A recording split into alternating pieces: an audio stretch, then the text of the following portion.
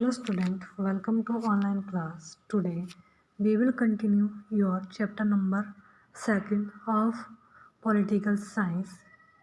What is democracy and why democracy? पिछली video में हमने इस चैप्टर को स्टार्ट किया था, शुरू कर दिया है। और पिछली वीडियो में हमने पढ़ा है कि व्हाट इज़ डेमोक्रेसी, कि डेमोक्रेसी क्या क्या चीज़ है। इसकी डेफिनेशन पढ़ी हमने।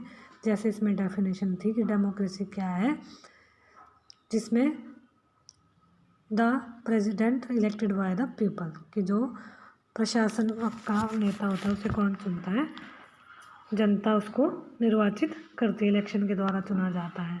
और क्या कुछ, ठीक है। आज की वीडियो में हम पढ़ेंगे फीचर्स ऑफ डेमोक्रेसी, ठीक है।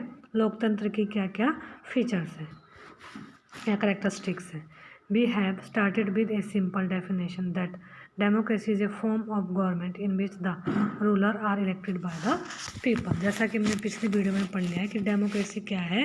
सिंपल डेफिनेशन थी इसकी कि democracy is a form of the government, की गवर्नमेंट की एक ऐसी फॉर्म है जिसको क्या है, जिसके जो रूलर है उनका क्या होता है, इलेक्शन होता है। और उनको कौन उनको इलेक्ट करती है, पीपल, जो कंट्री के नागरिक है, वह है जो रूलर्स को उसको इलेक्ट करते हैं। दिस राइज मैनी क्वेश्चन, इससे क्या बहुत सारे क्वेश्चन उठते हैं। जैसे who are the rulers in this definition, इस जो डेफिनेशन इसके अकॉर्डिंग रूलर यानी कि शासक, कौन शासक है।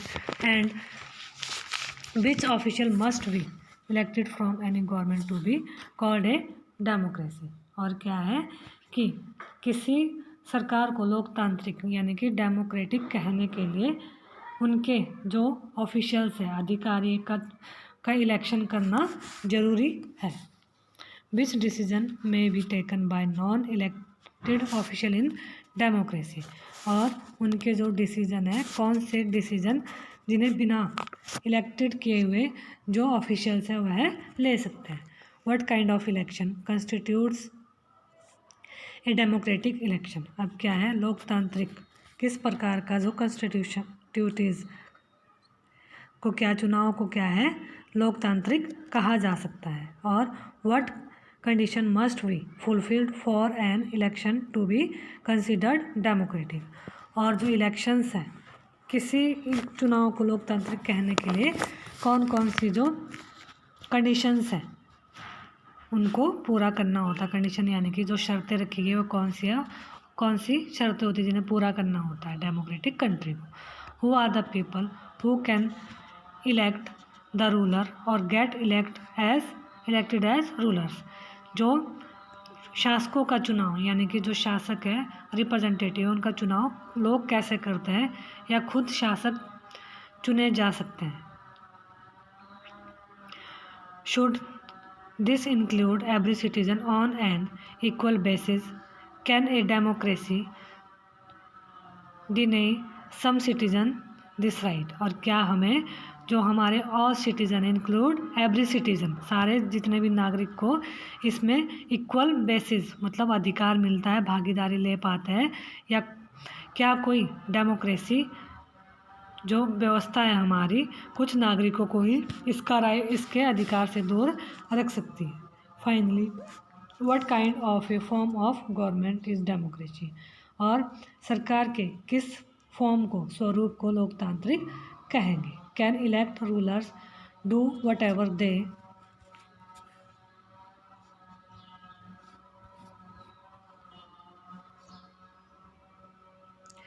Want to democracy. और क्या लोकतंत्र में चुने गए जो शासक है, रूलर है, वह अपनी मर्जी से फैसले ले सकते हैं। और must a democratic government function with some limit. Is it necessary for a democracy to respect some right of the citizen. और क्या इनमें प्रत्येक और इसमें क्या है, या डेमोक्रेटिक जो गवर्नमेंट के लक्ष्य कुछ लिमिट्स में इनको काम करना आवश्यक है। और क्या लोकतांत्रिक शासन व्यवस्था को जनता के कुछ राइट्स को मानना चाहिए। Let us consider each of this question with the help of some example. अभी ऊपर जितने भी सारे क्वेश्चन बनते हैं इनको आगे एग्जाम्पल्स के थ्रू हम समझने की कोशिश करता है या इनका उत्तर देने की हम ट्राई करते हैं इसमें। Major decision by elected leader, प्रमुख फैसले, इसमें से जो डिसीजन है जो इलेक्टेड लीडर के द्वारा लिए जाते हैं, उनके हाथों में होता है। देखते हैं। इन पाकिस्तान जनरल परवेज मुशर्रफ लेड ए मिलिट्री कप इन अक्टूबर 1999। इसमें क्या है, 1999 पाकिस्तान में मुशर्रफ ने सरकार का, जो जनरल मुशर्रफ परवेज थे, उन्होंने क्या है सरकार का तख्ता पलट करने के लिए आर्मी का नेतृत्व किया था। ठीक है। ही overthrew a democratically elected government and declared himself the chief executive of the country. Later, he changed his designation to president and in 2002 held a referendum in the country that guaranteed him a 5-year extension. Pakistani media, human rights organization and democracy activists said that the referendum was based on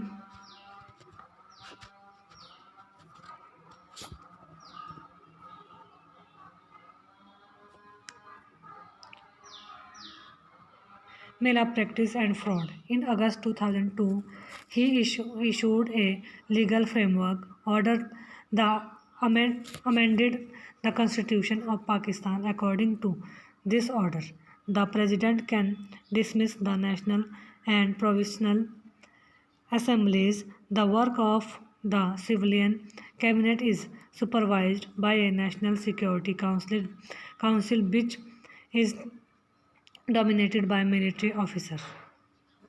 After passing this law, elections were held to the national and provincial assemblies. So Pakistan has had elections, elect representatives, have some powers, but the final power rested with military officer and general Musharraf himself. इसमें क्या है कि जो general Musharraf थे, उन्होंने लोकतांत्रिक ढंग से चुनी हुई गवर्नमेंट को सत्ता से हटा दिया और खुद को वहाँ का क्या है राष्ट्रपति या मुख्य कार्यकारी मतलब पावर अपने हाथों में उसने ले ली। कुछ टाइम के बाद उन्होंने खुद को क्या है वहाँ का जो प्रेसिडेंट अपने आप को घोषित कर लिया।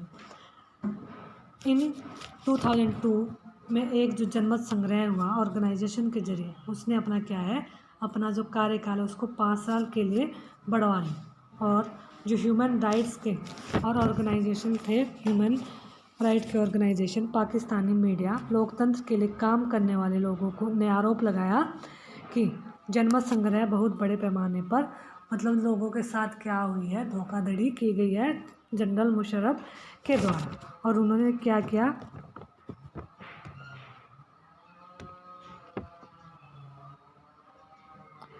अगस्त 2002 में उन्होंने लीगल फ्रेमवर्क ऑर्डर के नेतृत्व में या सहयोग से पाकिस्तान के संविधान को ही चेंज कर दिया। और इस ऑर्डर के अनुसार राष्ट्रपति राष्ट्रीय और प्रांतीय सभाओं को क्या है उनको वह डिसमिस कर सकता है।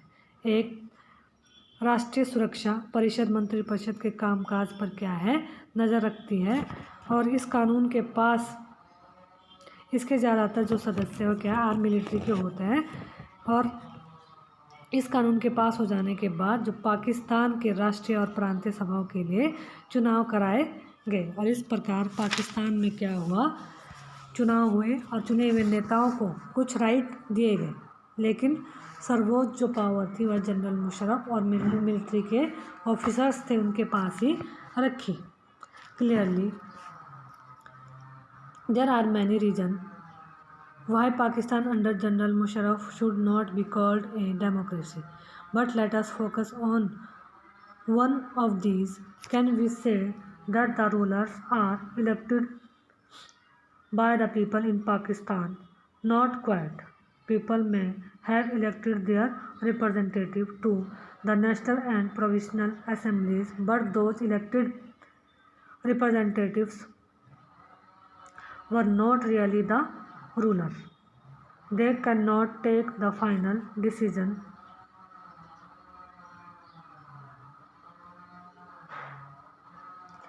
The power to take final decision rested with army official and with General Musharraf, and none of them were elected by the people.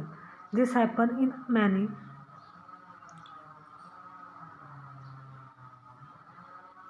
dictatorships and monarchies. They formally have an elected parliament and government, but the real power is with those who are not elected. In the previous chapter, we read about the role of the USSR in communist Poland and that of the US in contemporary Iraq. Here, the real power was with some external power and not with locally elected representative. This cannot be called people rule. इसमें क्या हुआ कि general Musharraf वाले शासन पाकिस्तान को क्या है लोकतंत्र कहने के अनेक कारण स्पष्ट है। लोकतंत्र हम यहाँ सिर्फ एक कारण पर ही डिस्कशन कर रहे हैं कि क्या हम कह सकते हैं कि जो पाकिस्तान की जनता है ने ही अपने शासकों को चुना है। हम ऐसा नहीं कह सकते। पाकिस्तान की जो पीपल है राष्ट्रीय और प्रांतीय सभाओं के लिए अपने रिप्रेजेंटेटिव का इलेक्शन इलेक्टेड किया है, लेकिन चुने हुए नेता वास्तविक शासक नहीं है। मतलब उनके द्वारा जो चुने गए जो लीडर्स हैं उनको वहाँ का रियल रूलर्स नहीं माना जाता। वह किसी भी काम के निर्णय नहीं ले सकते और जो वहाँ पर डिसीजन लिया जाता है वो मुशर्रफ और सेना के जो ऑफिसर्स हैं उनके हाथों में है डिसीजन मेकिंग का काम। और ऐसा जिनका चुनाव जनता के जिनको क्या है जो सिटीजन है वो इलेक्ट नहीं करते हैं। ठीक है, औपचारिक रूप से शासन चुने सरकार और संसद तो है, पर वहाँ की जो सत्ता है पावर है वो किसके पास है, लोगों के हाथ में होती है जिन्हें जनता नहीं चुनती। पिछले अध्याय में हम पोलैंड की कम्युनिस्ट पार्टी के बारे में पढ़ा और इराक में अमेरिका की भूमिका के बारे में भी पढ़ा कि क्या शक्तियों मामलों में जो रियल पावर होती है वह विदेशी शक्तियों के हाथों में होती है। ठीक है, चुने हुए रिप्रेजेंटेटिव के हाथों में नहीं। ऐसे इसे हम लोग शासन नहीं कह सकते, मतलब लोगों का शासन नहीं कह सकते। This give us the first feature. पहली विशेषता जान लेते हैं कि फर्स्ट फीचर्स क्या है लोकतंत्र की। In a democracy the final decision making power must rest with those elected by the people. कि लोकतंत्र की अंतिम जो फाइनल डिसीजन है लेने की जो पावर है वो जनता द्वारा चुने गए जो जनता द्वारा इलेक्ट किया गया पर्सन है, लीडर है, पास होनी चाहिए, ना कि दूसरों के हाथों में होनी चाहिए। इसके बाद है free and fair electoral competition. अब क्या है, स्वतंत्र और निष्पक्ष चुनावी मुकाबला होना चाहिए। एक और डेफिनेशन,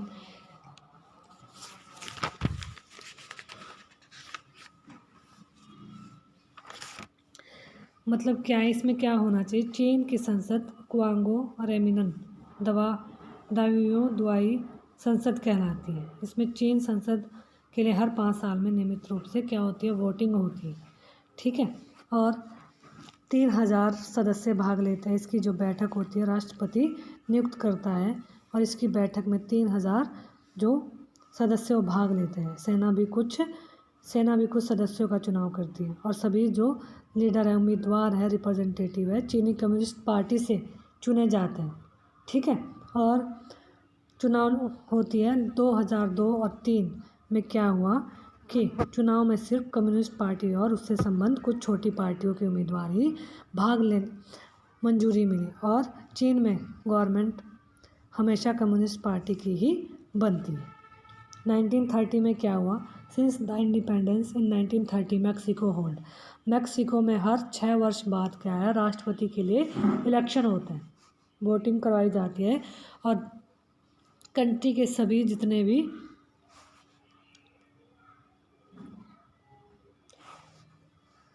लोग हैं, तानाशाही है, मिलिट्री रूलर्स है, फौज शासन नहीं आया। लेकिन 2002 में every election was won by party card PRI institutional revolutionary party. इसमें क्या है, इंस्टीट्यूशनल पार्टी नाम की एक पार्टी ही जीतती थी और जो इसके अपोजिट पार्टी होती थी चुनाव तो लड़ लेते थे लेकिन उनको वह कभी भी अपनी गवर्नमेंट बनाने में सक्सेस नहीं हो पाती थी। ठीक है। Media largely ignore the activity of opposition political parties except to the criticise them. और जो मीडिया है वह उनको क्या है, इग्नोर करती थी, उनके ऊपर ज़्यादा ध्यान नहीं दिया जाता था। ठीक है।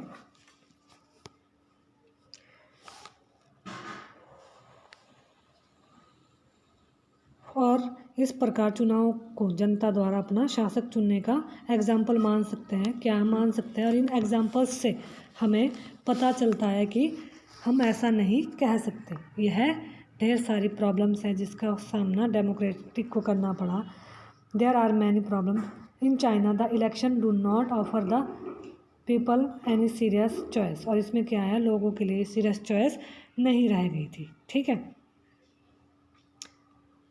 इसमें क्या क्या सीरियस चॉइस नहीं है और दूसरा विकल्प नहीं है। लोगों के चाहने पर भी वहाँ क्या है, शासक दल को परिजात मतलब जो वहाँ पे पावरफुल जिसकी हमेशा रूलिंग जो पार्टी है उसको कभी हराया नहीं जा सकता, चाहे वहाँ की जनता चाहती है या ना चाहती है। ठीक है।